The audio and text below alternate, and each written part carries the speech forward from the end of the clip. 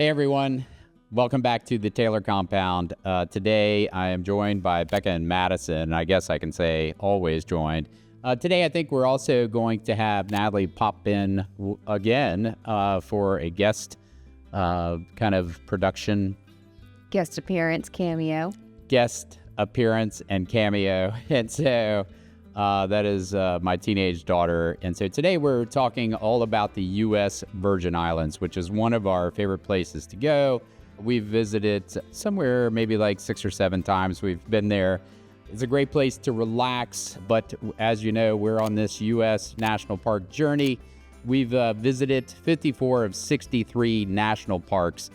And today is all about the Virgin Islands. And we're going to cover a lot of different things. We have visited the U.S. side and the British side, and so we'll touch on a lot of that.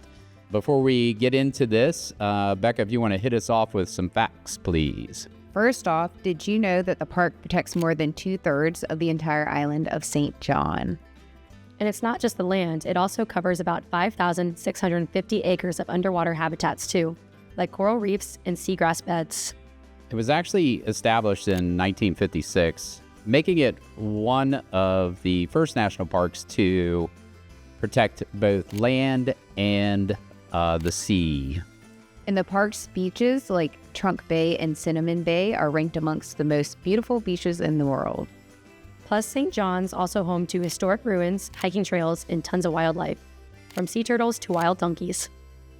Now that you know a little bit about why we love this place so much, let's get into our trip.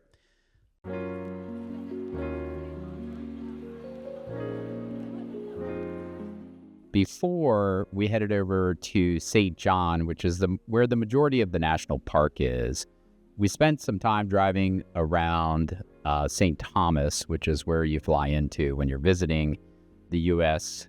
Virgin Islands. And so we've stayed at a lot of different places on our trips there. It's a place that we love to go to relax. And so I feel like we have some pretty good information about places to stay. And, you know, you call someplace paradise, kiss it goodbye, I think is the word. And so I think we're going to start with Secret Harbor Beach. Secret Harbor isn't a big hotel. It's a bunch of privately owned condos that get rented out through the resort. You can find them directly through Secret Harbor Beach Resort or sometimes through Airbnb, and we usually book through Orbitz. The units are mostly studios, 1-bedroom or 2-bedroom condos, and the beach there is just as awesome. It's one of the top-rated snorkeling spots on St. Thomas. Another spot that we have stayed is called Sapphire Beach, which is a very similar place. And so, Becky, you want to tell us a little about Sapphire? Sapphire's a little more active and has a bigger beach area. The condos there are right near the beach, too, and it's popular for water sports, I hear, like paddleboarding and jet skiing. And it's still a great location. You're close to Red Hook and the ferry if you're heading over to St. John. And so I think that kind of takes us to another place that we've stopped at, which is Margaritaville, right? That's kind of an interesting place to stay as well. Yeah. And so if you're looking for this kind of like island vibe, do you have anything to say about it, Becca? Yeah, Margaritaville is definitely a full-blown resort. They have the pools, restaurant, bar with the Jimmy Buffett tropical theme going on there. It's a lot. R.I.P. Jimmy Buffett, R.I.P. It's over on Water Bay, and if you're close to Cookie Beach from there too, it's just a few minutes away. And so if you want extreme luxury, right, then you would stay at the Ritz-Carlton. I thought that was a beautiful place as well. But still, I think I want to push people away from Secret Harbor Beach now. We don't need too many people coming there. Go to the Ritz. It's much fancier. You get everything catered to you there. Now that we've talked about these lovely resorts, and there's lots of really good resorts, and I'm sure everybody will have their favorite. We have our favorite, and you've heard about it. We also visit a bunch of beaches when we start driving around St. Thomas, just to get a change of scenery from Secret Harbor, which has been the place that we've stayed the last few times. And so the first beach, which is world famous, is Magens Bay. There's a small entry fee to get into Magens. It's about $5 per person, but it goes towards keeping the beach really clean and well maintained. They've got a bar and grill right there on the beach, picnic tables, rentals for chairs and paddleboards, and even some snorkeling around the edges if you go out a little bit. So usually when we leave Magens Bay, after basking in the sun, having a few cocktails, some really good food, wonderful service there, and just taking in the beautiful blue water, usually we would take a drive up to a place called the Mountaintop. And that place has an amazing view of Magens Bay from really high up in St. Thomas. And so I'll let Becca talk about the Mountaintop. Mountaintop's really famous for their banana daiquiris. They've been serving them since the 1950s, and it's become their signature. It's about 1,500 feet above sea level, and you can see Magens Bay, plus a bunch of the British Virgin Islands, St. John's, and smaller islands too. The drive up there is windy, but really pretty. The Mountaintop is a very touristy spot. It's another spot where right before you get to this Mountaintop, which is like a retail shop with a beautiful view and a picture-taking area, it has tons and tons and tons of things to buy if you're into purchasing island items. What do you call those things? Souvenirs, right? I couldn't think of the word. And so if you want to buy some souvenirs, then that's the place to go for sure. And they've got every souvenir that you can possibly think about. And then we always get a picture up at the top there. Right before you get up there, there's a overlook while you're driving to take that turn. We always stop there because I think that's probably one of the most beautiful views from St. Thomas Island. Another popular beach is called Brewers Bay. This is not a place that I would highly recommend because it's close to the airport, so I think that takes away from the natural beauty, which is what we go for. But we always stop there because we're early getting back from, getting to the airport. We're usually early. And we spend about 20 minutes watching the people snorkel. Apparently, there's tons of sea turtles out there. And so it's a lovely beach, don't get me wrong. And I think there's the University of The Virgin Islands is right there in front of it. And so that looks like a beautiful place to go to college, right? But, it's just kind of a relaxing spot to hit right before you get on the plane.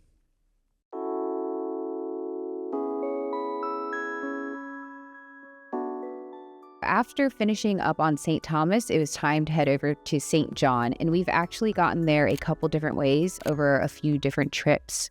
We'll break down the ferry and the private boat charter real quick before getting into the national park. If you're taking the ferry, the main one leaves from Red Hook on the east side of St. Thomas. It's about 15 to 20 minutes. That's the ride, and it drops you right into Cruise Bay on St. John's. There's also the car barge option, like the big red barge. If you want to bring a rental car over, that one's a little slower, but it's nice if you plan to drive around the island. The car barge is really fun, but you got to get up early if you really want to make a day of it. I would not. So we've gone over there multiple times. The first two times we got up early, maybe like 5:30 to catch a 6 a.m. Boat. You're waiting in line with a lot of workers that are getting ready to go across from St. Thomas to St. John to work. And so you're going to drive your car up to these boats, and then you back in when it's your go. And I think we got onto the 6 or the 6:30 boat. That gives you a full day circling St. John, which is highly recommended. When you go late day, you miss a lot of things. You're worried about getting back to the last ferry. And if you don't make it back to the last ferry, then you're stranded on a beautiful island of St. John. Oh no, but it feels like you're under pressure if you leave late. So highly recommend go early. And then there's the private boat charter option, which is awesome if you want more flexibility. We booked ours through Sonic Charters, multiple boat trips through them. Hi, Carrie. Sonic Charters is absolutely amazing. You can customize the whole day, stop at different beaches, go snorkeling, skip the crowds. It's definitely pricier than the ferry, but it's such a cool way to see the parts of the island that you normally wouldn't get to see. When you're putting together a private tour like that, there's a really fun lunch spot to stop. We recommend. It's called Limeout, right? That's like a taco place on the water. Yeah, Limeout is a floating taco bar off the coast of Coral Bay in St. John. It's only accessible by boat, and they've set up floating lily pads where you can relax while you eat. They serve fresh tacos, craft cocktails, and juices, and you can hang out right on the water. It's one of the most unique spots we've ever stopped for lunch. So now that we've gotten onto St. John's or around it, let's talk about some of the beautiful beaches and bays and hot spots on St. John, which is basically the Virgin Islands National Park.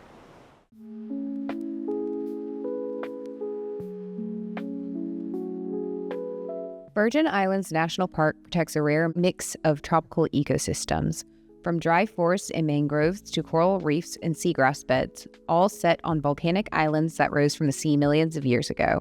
It's also home to dozens of historic sites, including old sugar plantation ruins and ancient petroglyphs carved by the indigenous Taino people. One of the first things to do is stop by the visitor center. It's right by the ferry dock in Cruise Bay. You can grab maps, talk to the rangers, get tips on hiking trails or snorkeling spots. And there's no entry fee to visit the park itself unless you're camping out Cinnamon Bay or doing a guided tour. Cinnamon. On land, you'll spot wild donkeys, mongoose, white-tailed deer, iguanas, and colorful birds like banana quits and hummingbirds. The forests also shelter native tree frogs, hermit crabs, and even endangered species like the Virgin Islands tree boa, although they're rare to see. And underwater, the reefs are alive with brain coral, endangered elkhorn coral, sea turtles, stingrays, parrotfish, and spotted eagle rays. Snorkeling the seagrass beds might reveal a queen conch, another threatened species, or southern stingray guiding across the sand. I think the first up is Caneel Bay. Caneel Bay used to be a luxury resort, but it's been closed since the 2017 hurricanes. Even though the hotel's not open, you can still get to the beaches by boat or by hiking. The snorkeling near Caneel is great. You'll see coral gardens, sea fans, and usually tons of parrotfish and butterfly fish. There are also some old ruins tucked back behind the beaches from when it used to be sugar plantation. This is just one of many very impressive beaches and bays to go to in St. John. You know, I don't really know how to give a lot of detail about how wonderful this place is, because every place that we talk about has the same things. Beautiful fish and wildlife, gorgeous blue waters, and a backdrop of incredibly beautiful mountains. When we leave Caneel Bay, we usually head over to Waterlemon Bay and Leinster Bay. Is that the name of it, Becca? I'm not quite sure how to pronounce it. I think it's Leinster or Leinster, but Watermelon Bay is one of the best snorkeling spots in St. John. If you swim out to Waterlemon Cay, I knew we were going to do that. I said watermelon. If you swim out to Waterlemon Cay, you can usually spot sea turtles, starfish, and sometimes even nurse sharks resting under the coral heads. Leinster Bay is right next to it. There's an easy hike along the shoreline to get there, and it also passes by the Annenberg sugar plantation ruins. If you're into marine life, there's a whole area known for its healthy reef fish populations and really good underwater visibility. Yeah, I think all these bays have one thing in common, crystal clear water, and you're going to see a lot of turtles and rays. Especially in Waterlemon Bay. So we've usually cruised straight through Leinster Bay and gone to Waterlemon as one of the first spots, and we've seen so many sea turtles there. We usually spend like an hour or two over there. Mm-hmm. Mm-hmm. So I think the next stop on our, usually on our boat trip, because we're popping into different bays and snorkeling, is Hawksnest Bay. Hawksnest is super easy to get to. It's maybe a 10-minute drive from Cruise Bay. It's a great spot if you want to snorkel straight off the beach without swimming far out. The reef here is right near the shoreline. You'll see schools of sergeant majors, blue tangs, and maybe even stingrays cruising by if you're lucky. One thing I want to say about Hawksnest, this bay has the tiniest beach in the world, according to our captain, Steve. He takes us out there during low tide. It's just a very, very cute little like mermaidy cove, but like a very small beach. I think he said that some of his friends got married on that beach too. Yeah. Oh my God, you're right. Yeah, that was cute. Sonic Charters is probably the best charter boat place in my opinion, and we always ask for Captain Steve, who is he's been on the island for a long time, probably most of his life. And so one of the things that I like about him is he's just as excited as you are about the nature and the beauty of these islands and the waterways. He knows these places extremely well, and highly recommend that you ask for him for sure. That beach that you were talking about, the smallest beach in St. John, right? It's a tiny little beach packed into this cove. And one of the things we noticed there last time was funny. I was looking up into the trees, and it looks like a naked man is climbing up into the tree the way this kind of like, I don't know, tree formation. I pointed it out to Captain Steve, and he said he's going to add it to his tour. That'll be one of the things that he points out. And he did. And so what a great place this is. The snorkeling is amazing. You definitely want to get out of the boat, go up on this tiny beach and ask your captain to take a picture of you. And even ask the captain to anchor and join you. So, yeah, it is only during low tide that beach shows up. I think this last trip we couldn't go see it, but most of our trips we've been able to see it. So usually after we leave Hawksnest Bay, we head over to Cinnamon Bay, and so that'll be next up. Cinnamon Bay is the biggest beach in the park, and it's also where the campground is if you want to stay overnight. The beach has tons of space, and there's a little trail that leads to old plantation ruins behind the trees. The water's calm most days, and even though snorkeling's not as famous here, you can still see some coral patches and fish along the edges. It's a great spot for swimming or just a beach day with a little more room to spread out. Usually after we leave Cinnamon Bay, we head over to another bay. It's called Salt Pond. So if you're looking for something quieter to where you can kind of sit and check out the sights on the boat and then jump in with your snorkel gear and just relax, put on some tunes, that's a beautiful spot too. Salt Pond is down towards the southeast side of the island. It's a little more remote, and if you're not going by boat, you have to hike about 10 minutes to get down there. The snorkeling around the rocks on the left is really good. It's a great place to spot stingrays, colorful reef fish, and even small octopus if you're lucky, octopi. Oh, I wonder if it is octopi, actually. You might be right. You caught me off guard. I think, as all these bays are, just perfect spots, as I remember, to do snorkeling, to catch and bask in the sun. Yeah. If you have a great captain like Captain Steve, he'll tell you a lot about the surrounding areas and views that you see. On these boat trips, one of the things that is really neat to see are these beautiful houses.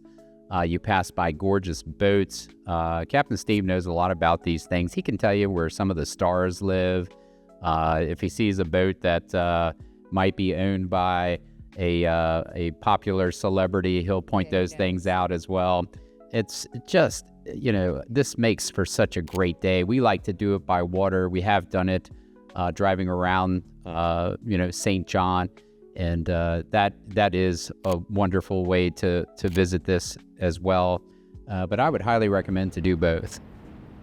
A bonus point is, which a lot of people don't know, but I did see in my research, there's another small island which is also part of the national park.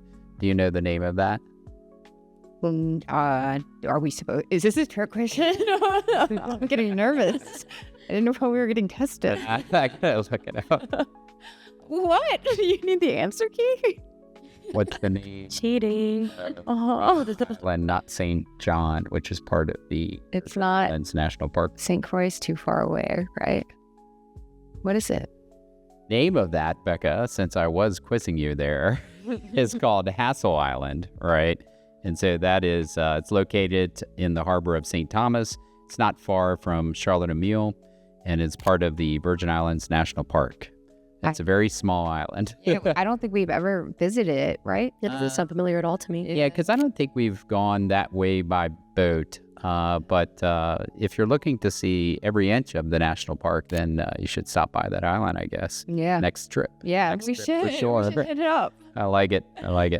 So we could literally spend probably 4 days talking about St. John and how beautiful it is, right? Gorgeous mountains, wonderful restaurants that we've been to, national park signs, are they mules or donkeys that are just kind of free-ranging all over the island. The wonderful bays and beaches, the incredible snorkeling, the best snorkeling that you're probably going to ever do in your entire life.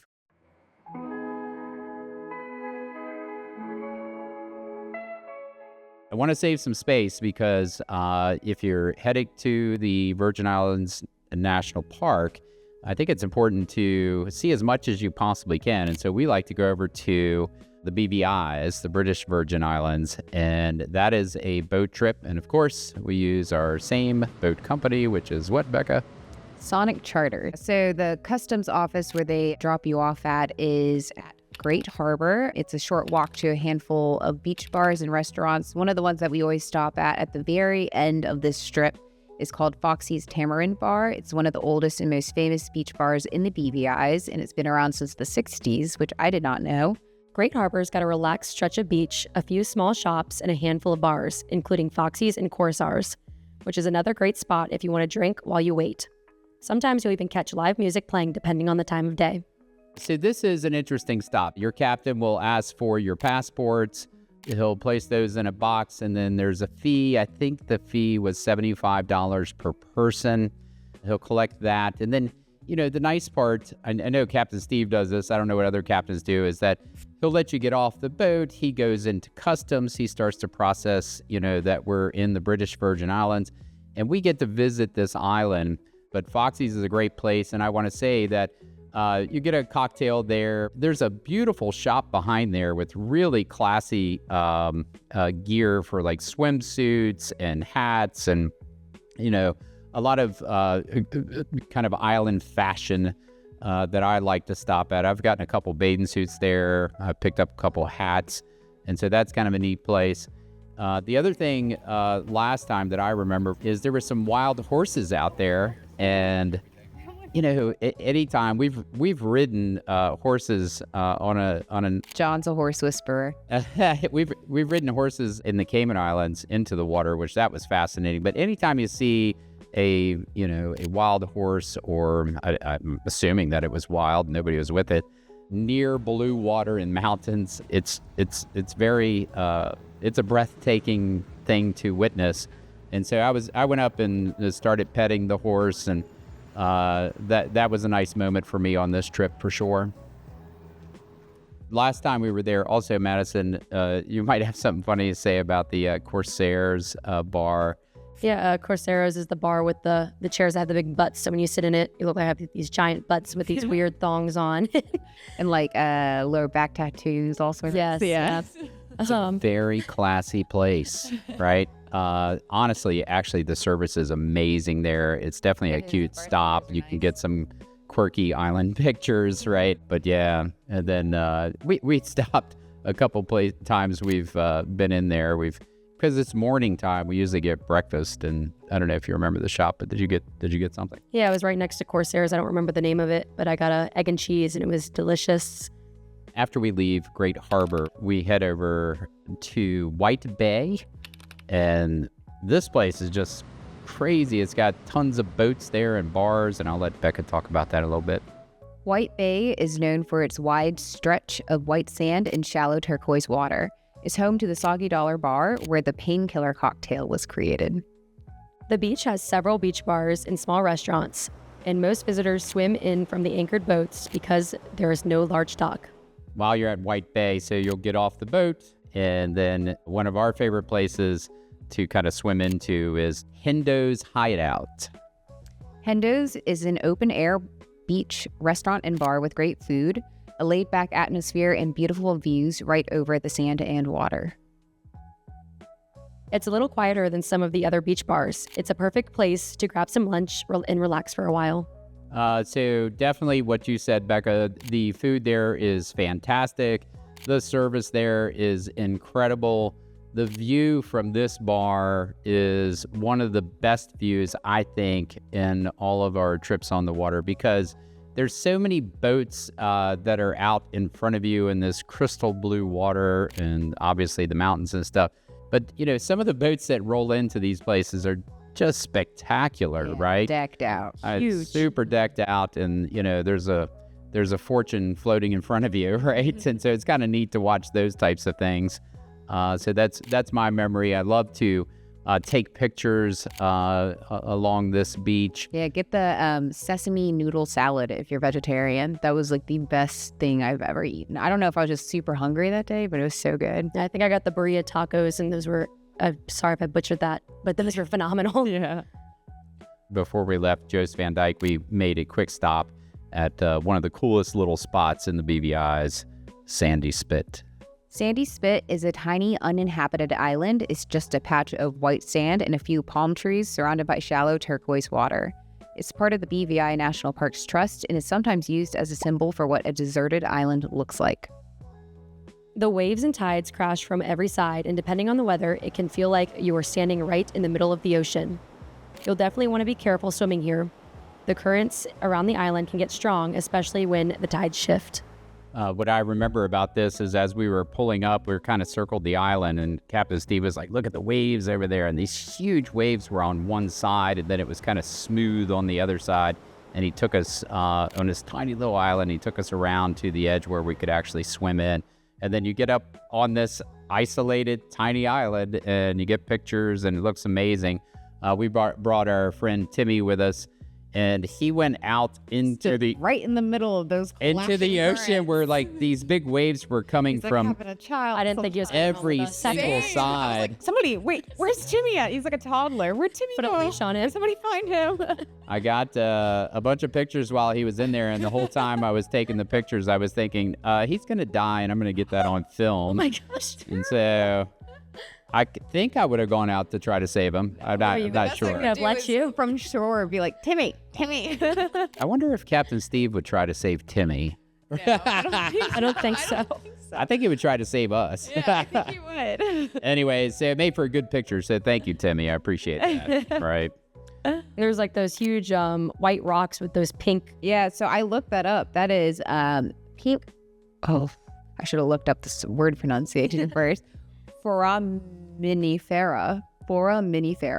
So they're little teeny tiny single-celled microorganisms with bicarbonate shells, and that's the remnant of their shells. Oh, Oh, we did while we were there. I remember lifting up something. Yeah. Some sort of rock or It was coral. coral reefs. Yeah, that was up, and you washed dropped up, it right in our walkway. washed up on the beach. It's that was kind of. I mean, it's just a beautiful little beach. I mean, if you think of like a movie scene where someone's trapped on a deserted beach, this is what that looks like, right? And there's not much. There wouldn't be anything to eat or drink on there. So if you get deserted on this island, I'm not sure how fun that would be. But the pictures are great if you just stay less than an hour, right? It's so rough. There's no way to swim to any surrounding islands. I was looking at that like, man, if I got stranded on this island, I would be stranded. I would be done for. Not swim back. So once we leave there, we usually head over to the Indians, and that is the best BVI snorkeling stop. I think it's probably one of the best snorkeling stops on the planet. What an amazing place that is. You want to tell us a little bit about that, Becca? The Indians are a set of 4 big rock formations sticking straight up out of the water just off Norman Island. They get their name because early sailors thought they looked like a group of people wearing Native American headdresses.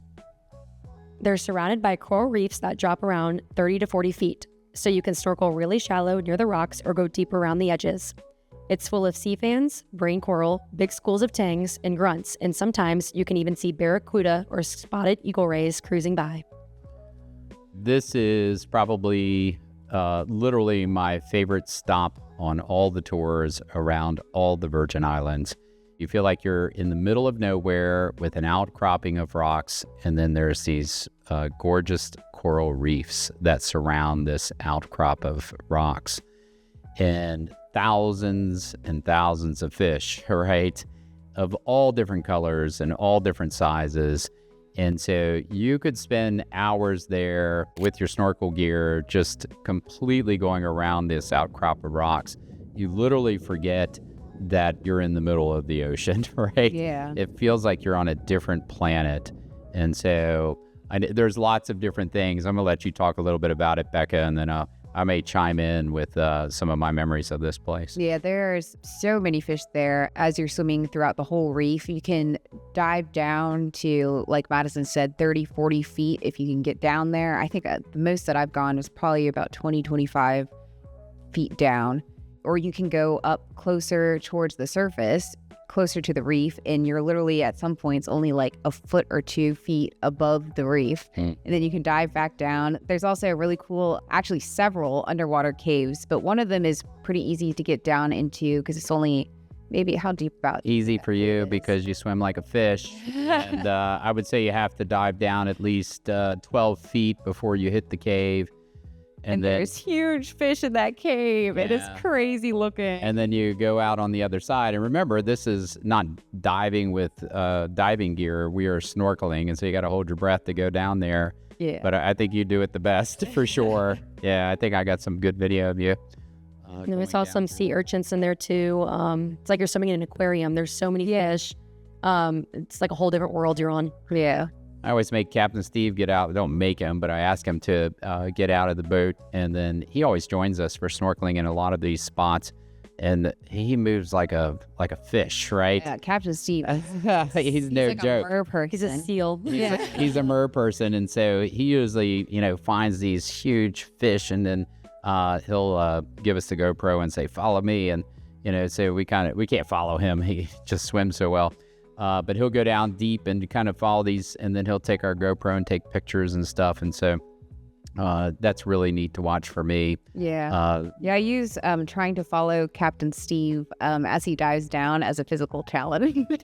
I love this spot because, first of all, like you're swimming and then fish are everywhere. It's almost like you're carrying some kind of food for them. They're not really even paying attention to you. They're going through their natural life. But I also like watching, Madison and Natalie and you just kind of really enjoy this spot. What a gorgeous place. Then we usually head over to the Floating Bar and Grill. This is off of Norman Island, right? And that is called Willy Tees, which is an extremely popular place because you can jump off of it. And so I'll let you talk a little bit about that. Yeah, so like John said, it's a retired ship that has been converted into a restaurant and bar. You can order lunch, grab a drink, and even jump off the top deck into the water if you're feeling adventurous. Yeah, it's a really fun stop if you want to add something a little different to your day after snorkeling. Yeah, so what I usually do is I watch the ladies. Have you jumped off of it? I have jumped off of it on trips that I've taken. I've never seen this. Before you were involved. Don't believe it. I think Natalie's probably seen me jump off of it. And so, but I like to be the person on the boat to take the pictures and the videos of you ladies jumping off of Willy Tees, which is quite the adventure.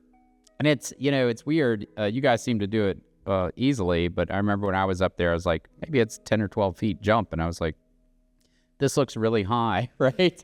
And so definitely stop at Willy Tees if you get a chance. It's quite the place to stop, have a cocktail. I think they have some food up there.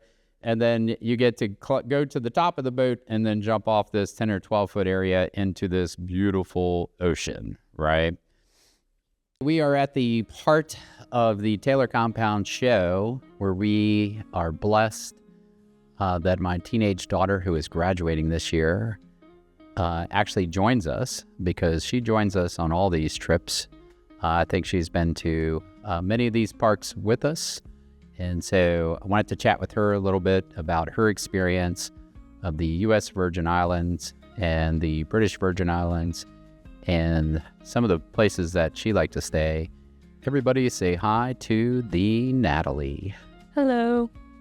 Well, the Virgin Islands is definitely one of my favorite places to go to vacation to. The best resort and place to stay, I would say, is definitely Secret Harbor. It has amazing views, amazing sunset views, and people are very nice there. They have a little bar restaurant on the beach, and they serve really good food. My personal favorite is the veggie burger they serve. And another thing that I like is the snorkeling there, because they have lots of beautiful fish, and you can swim with sea turtles, and I think that is amazing. I also like going on our boat days, because we get to go to different islands like St. John's and, of course, St. Thomas and the BVIs, British Virgin Islands, which are always fun to see and beautiful places to go to. Yeah, on this last trip, I noticed that you snorkeled more, especially when we went over to the BVIs. You were like almost like a turtle whisperer. There was a turtle that was just hanging out with you the whole time. Yeah, no, I definitely, that's my favorite thing to do is swim with the sea turtles. I think it's amazing. So, and then we got a little bit of sunburn this time. Yeah. Is that what happened? Just a little. Yeah, and so make sure if you do the boat trips to lather up with the sunscreen, just so that you're not getting burned. Anything else you can think of, Natalie? Just, it's an amazing place to travel to. Do you remember when we went over to St. John? I think one of our first trips where it was just you and I, and there was those donkeys that you got out. What'd you think of that? Just kind of roaming around. You seem scared of them, actually. There's like a lot of animals that just roam around there. There's chickens and iguanas, stuff like that. It's they're cute. There's cats, wild cats. Do you remember so Captain Steve, not this time, but times before, has stopped in to this little bar at St. John, and I think that it's like a taco place. Do you remember that place? Oh yeah, like on the water. Yeah. Yeah, that was really cool. So you get off of the boat and you swim to this little like giant lily pad thing, and then you just sit on there, and then they'll kind of, I don't know, what is that thing? Oh, she's talking about Lime Out. I was talking about once we go into the cove and we walk up into like the city of St. John, and then there's like a Virgin Islands National Park sign, and then down the streets of this old town you go up on the second story. There's like a taco bar there. You like the Lime Out place. That was good, yeah. So Lime Out is a lot of fun. We had a conversation about that. And then, so it seemed like you did a lot more snorkeling this time, both off of our beach. One of the nice things about Secret Harbor is you can literally get up in the morning, go out right to your beach and snorkel in these beautiful, corals out there. I really appreciate you stopping by. Is there anything else you'd like to chat about? I don't think so. It's just definitely one of my favorite places and awesome experience. And so thank you for stopping by, Natalie. I really appreciate it. Yeah, of course. The BVI Boat Day was the perfect way to mix some adventure with some downtime between White Bay and the Indians. It felt like the ultimate Caribbean day to me. Highly recommend that you get out on the water if you're visiting the U.S. Virgin Islands, and definitely head over to the British Virgin Islands as well. And so to wrap this up, I just want to go into a few interesting and fun facts about the U.S. Virgin Islands. And Becca, if you want to kick us off, that'd be great. Even though the USVI is part of the United States, drivers use the left side of the road, a remnant of Danish colonial rule. It's the only U.S. jurisdiction where this is the case. If you're a U.S. citizen, you can fly to the Virgin Islands just like any other U.S. destination. No passport required for the U.S. citizens. However, if you decide that you're going to go to the British Virgin Islands, bring your passport because you're going to need that on the boat. In 1917, the U.S. purchased the islands from Denmark for $25 million in gold coin, one of the last territorial acquisitions by the U.S. Each island has its own carnival celebration, complete with parades, music, pageants, and street food. St. Thomas celebrates in April, St. John in July, and St. Croix in December and January. The USVI, especially Tortola and nearby islets, was a notorious hangout for pirates like Blackbeard and Captain Kidd during the 17th and 18th centuries, like Love and Go. Ooh, Love and Go. Yeah, I forgot about that one. Captain Steve said the pirates would go there. I don't know if it was true or not. Island. And it was a brothel island, and they would call it Love and Go. Yep. Labango. Labango.